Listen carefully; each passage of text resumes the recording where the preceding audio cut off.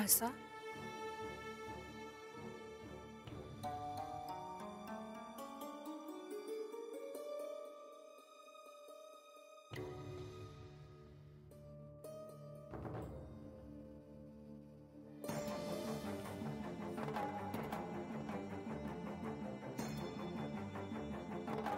म्हाळसा, तुला राग येणार नसेल तर एक सांगू? सांग. म्हाळसा, देव पुन्हा मूळ रूपात येणार अशी कुणकुण राज्यात लोकांना आहे. त्याचा आनंदही आहे, पण पुढे कसं सांगू?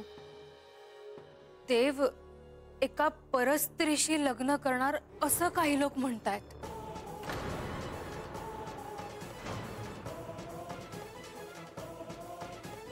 हेच ऐकायचं राहिलं होतं. माझा जितका होईल, जसा होईल तसा आणि तितका अपमान करायची संधी कोणी सोडू नका. हे सांगायचा माझा हेतू वेगळा होता म्हाळसा. काहीही असलं तरी माझी आणि त्या परस्त्रीची तुलना झालीच ना. माझी योग्यता काय, मी कोण आहे याचे कुणालाही काही वाटले नाही. म्हाळसा, तू कुठे, ती रानात राहणारी मुलगी कुठे? तुझी आणि तिची तुलना कशी होऊ शकते? रागाच्या भरात तू स्वतःची शिळा करून घेतली होतीस, ते केवळ तुझ्या पातिव्रत्याच्या पुण्याईवर. देव इथून गेले तेव्हाही तुझे दैवी स्वरूप आम्ही पाहिले. काहीही असलं तरी ते माझे पती होते, आहेत आणि राहतील. त्यांनी मला गुरुस्थानी राहून जी साधना दिली त्यातून मी काहीतरी साध्य केले आहेच ना. मग ती कोण आहे, काय आहे तिच्यात की ती त्यांच्याशी विवाह करायचा विचार करते? म्हाळसा, हे सगळं मला कळतं आहे, पण आपण वस्तुस्थिती विसरायला नको. म्हणजे?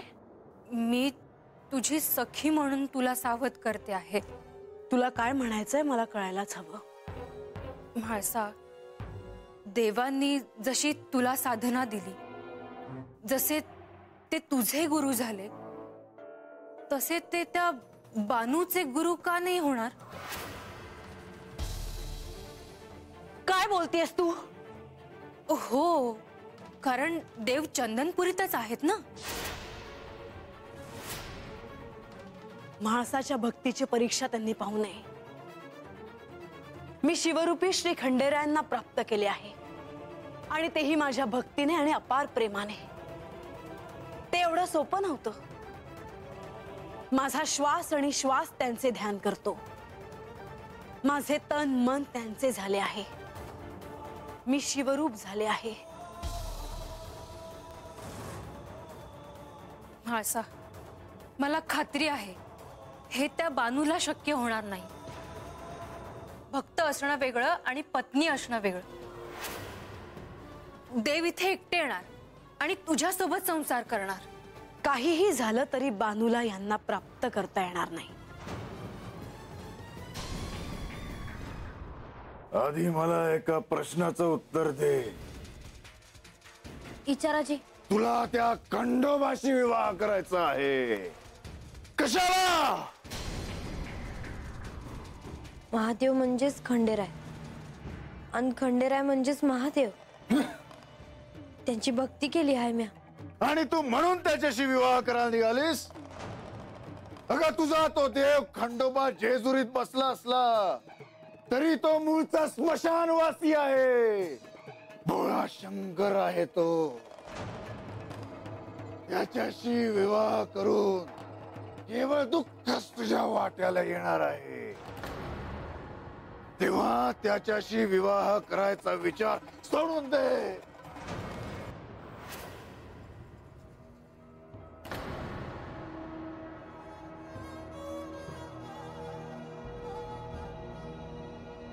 अहो, किती वेळ झाला, आज असेच बसून आहात?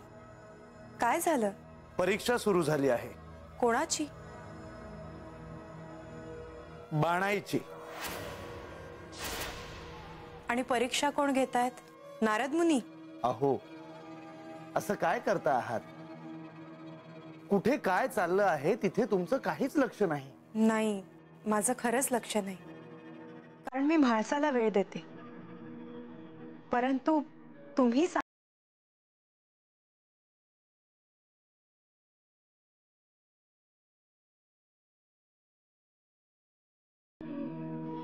प्रत्यक्ष श्री खंडेराय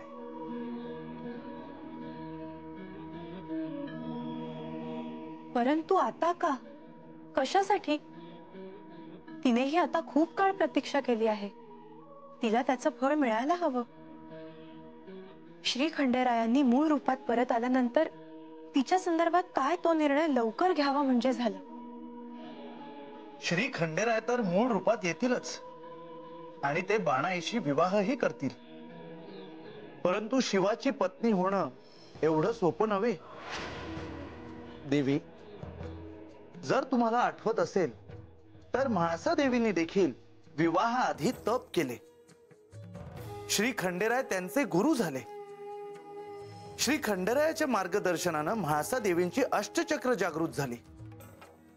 त्या तपश्चर्येतून जी ऊर्जा म्हाळसा देवींना मिळाली, त्यामुळेच हा कठीण काळ त्या सहन करू शकल्या. नाहीतर सगळंच अवघड होतं. परंतु बानूने एवढी भक्ती केली आहे, तिला या साधनेत का ओढायचं? देवी, बाणाई जर विवाहाआधी आध्यात्मिक दृष्ट्या सक्षम नसेल तर हा विवाह होणार नाही. आतापर्यंत तिने सगळं साध्य केलं आहे. फक्त एक पायरी ओलांडली की झालं. परंतु ते आवश्यक आहे. परंतु हे जर बानूला जमलं नाही तर? आपण असा का विचार करायचा? हे तिला साध्य करायलाच हवं. हे सोपं ध्येय नव्हे. हे सामान्य माणसाचे काम नव्हे. आणि बाणाई सामान्य नव्हे. श्री खंडेराय हे केवळ बाणाईचे आराध्य होते. ती त्यांची भक्त होती. परंतु त्यांची पत्नी होणं एवढं सोपं नव्हे. नारायण नारायण. पिताश्री, साक्षात श्री महादेवांनी बानूची परीक्षा घ्यायचे ठरवले आहे. आणि बघा, परीक्षा घेत असताना सुरुवातीलाच त्यांनी तिला असे सांगितले की महादेवांशी विवाह करू नको. बानूला खंडेरायांशी विवाह करायचा आहे, परंतु महादेवांनीच बानूला तसे सांगितल्यामुळे तिला तिच्या मूळ हेतूबद्दलच त्यांनी पुन्हा विचार करण्यास भाग पाडले आहे. ही बानूच्या भक्तीची नाही तर प्रेमाची ही खरी परीक्षा आहे. बानुश्री खंडेरायमय झाली आहे हे तर त्यांना देखील ठाऊक आहेच, पण महादेवांच्या या मार्तंड भैरव अवतारातही त्यांचं मूळ रूप कायम असेल. त्यामुळे बानूला त्याबद्दल ठाऊक असणं आवश्यक आहे. आपला कोणाशी विवाह होत आहे हे जेव्हा बानूला कळेल तेव्हा तिला खऱ्या अर्थाने साक्षात्कार होईल आणि तेव्हाच ती खंडेरायांची अर्धभार्या होण्याच्या योग्यतेची होईल. भोळा शंकर येतो. याच्याशी विवाह करून तुला काय मिळणार आहे? त्यापेक्षा वस्तीवरील कोणाशी तरी विवाह कर. सुखी होईल तुझं आयुष्य. ज्याच्याकडे देण्यासारखं काही नाही त्याच्याकडनं काय अपेक्षा करतेस तू? महाराजांनी सांगितलं म्हणून मी हात आले. तुमचं समजा ऐकून घेतलं, पण माझ्या देवाला नाव ठेवलेलं मला नाही चालणार. माझं देव ठरवताल त्यांनी माझ्याशी लग्न करायचं का नाही ते. तुम्ही नाही, पर दुसऱ्या कोणाशी बी लगीन करायची नाही म्या. काय बी झालं तरी चालेल.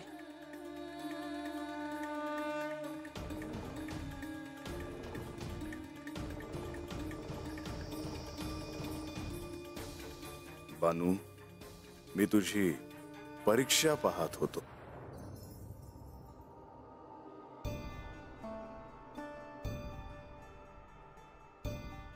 नारदा, तू इतका अस्वस्थ का आहेस? शिष्याच्या परीक्षेचा क्षण बघताना कोणत्याही गुरुला अस्वस्थ हे वाटणारच. होय माते, मी अस्वस्थ आहे. कारण कृतयुगातील या शिवलीलेत हे असे काही घडेल याची मला कल्पनाच नव्हती. एक गुरु म्हणून मी बानूला योग्य ते मार्गदर्शन केलेच आहे. आता या साऱ्या गोष्टी पणाला लागणार आहेत. बानू तिच्या निर्णयावर ठाम आहे. तिला श्री खंडेरायांशीच विवाह करायचा आहे. पहिल्या परीक्षेत ती उत्तीर्ण झाली आहे, पण आता यापुढे ही परीक्षा अधिकाधिक कठोर होत जाणार आहे हे मला स्पष्टपणे दिसते आहे. बानूला श्री खंडेरायांशी विवाह करायचा असेल तर तिला ह्या सगळ्या परीक्षांना सामोरं जावंच लागेल. नुसतं सामोरं नाही तर तिला त्या परीक्षेतून उत्तीर्ण देखील व्हावे लागणार. नारायण नारायण.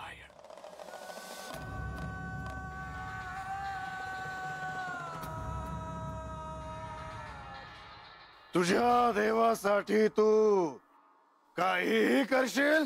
वय माझा जीव बी देईल त्यासने.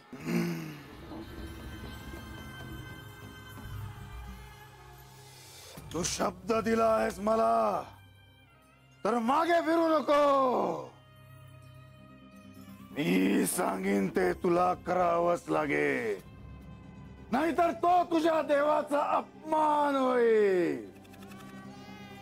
बोल बोल.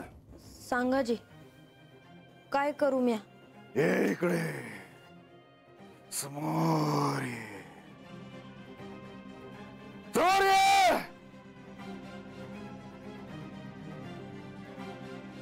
ये ऐस खाली खाली बस.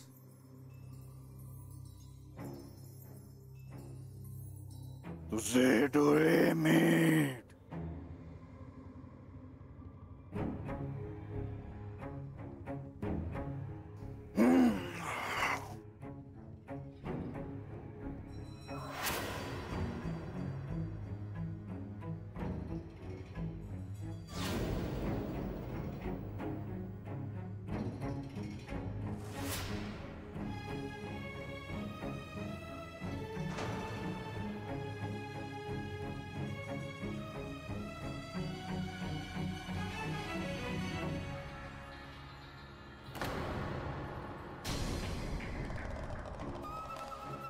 थांबलीस का?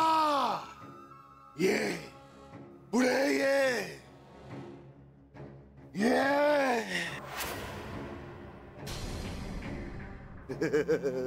स्मशान आहे. चिता जळताना पाहून घाबरलीस? म्या कधी बी नाही आले असं जागेवर. कधीही मृत्यूला एवढ्या जवळून पाहिलं नाहीस? नाही. मी पाहतो मृत्यू दिवस आणि रात्र. तू ज्याची भक्ती करतेस त्याचे मूळ स्वरूप तुला ठाऊक नाही. काय उपयोग तुझ्या भक्तीचा? स्मशानवासी आहे तुझा देव. हीच ती जागा जिथून जीवाचे कर्म त्याला पुढे घेऊन जाते. ज्याचे जे कर्म तशी त्याची पुढची यात्रा. जो शिवाला प्रिय आहे तो शिवलोकाला जातो. शिवलोक म्हणजे? जिथे शिवाचे वास्तव्य आहे तो शिवलोक म्हणजे कैलास. बघत काय बसली आहेस? ये पुढे ये. काय करायचं हाय? मला प्रश्न विचारतेस? सांगतो ते ऐक, नाहीतर माझ्या क्रोधाला सामोरे जावं लागेल. ये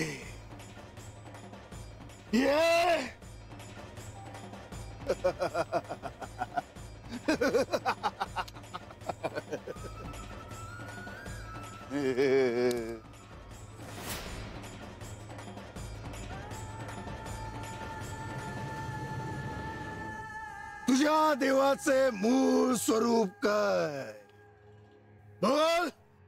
दर्शन दिलं ना तुला महाशिवरात्रीला, विसरलेस?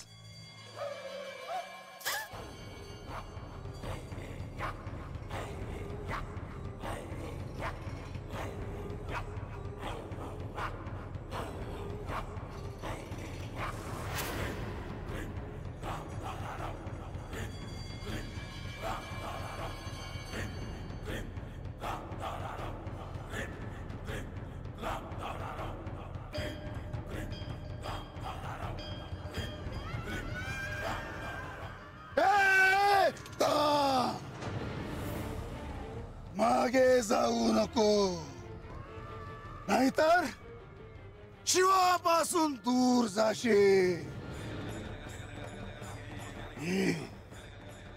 ये पुढे ये.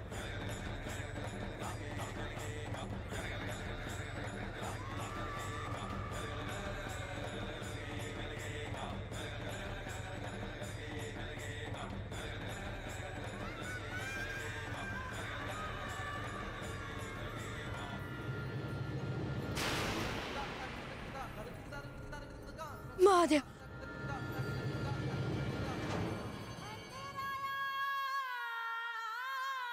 महादेव, महादेव, महादेव. महादेवाला चिता भस्म प्रिय आहे. तू स्वतः चिता भस्म आणून दे. मी पोचते करीन तुझ्या देवाला. ये घाबरू नकोस, फार वेळ काही नाही. ये घाबरू नकोस.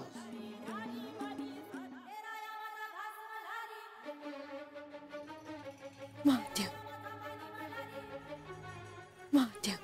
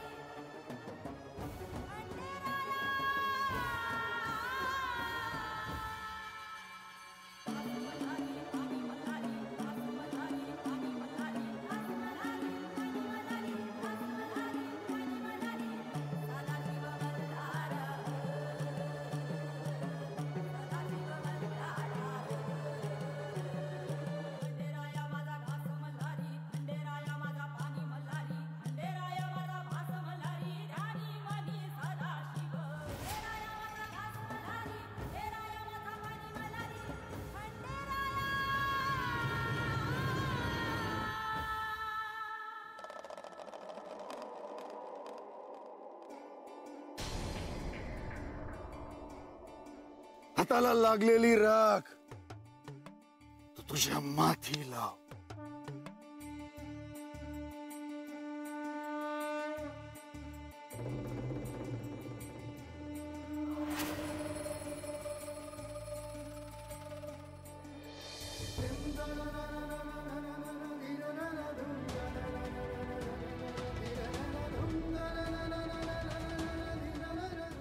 तू शिवाच्या आणखीन जवळ गेली आहेस बानू.